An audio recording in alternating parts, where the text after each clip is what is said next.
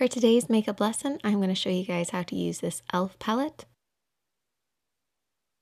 This is the Sunset collection, so it's got pinks and golds, and it's a really easy palette to use.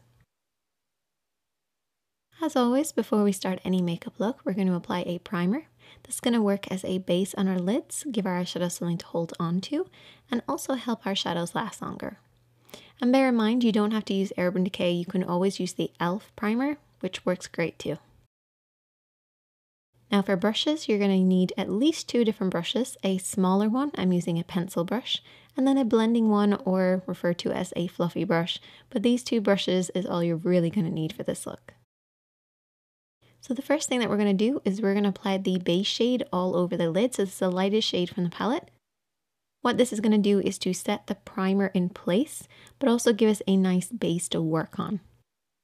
So if your primer happens to be a clear primer, this will also give you a little bit more of a blank canvas to work on, or it will just create a nice powdery effect so that we have something to blend over the top of.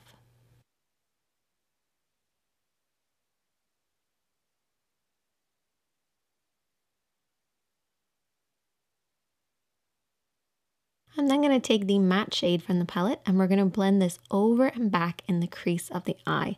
So apply a very small amount on the brush to begin with and just swirl this back and forth in the crease of the eye. Try to make sure not to blend it up too high. If you are blending up too high, just make sure there's not too much on the brush. That's the really important part. The depth of the color needs to be where the eyelid creases into the eye shape. And then I'm going to take the darker shade using that same blending brush and apply this on the outer edge and also deep in that crease. So keep the brush higher while you're applying, and this will drop it down lower, so it's going to apply deeper in the crease of the eye. And this will just add a little bit more depth to this look. I'm then going to take a mixture of the 2 shades, which is like a pink and a gold, and I mix them up together and apply this over the lid. Now this took a lot of time. I really had to pack these on because they went on quite sheer. So bear that in mind. This palette was a little tricky to use, I will say that. On camera it just did not do it justice. In real life, however, it did actually work pretty well, but that is very common.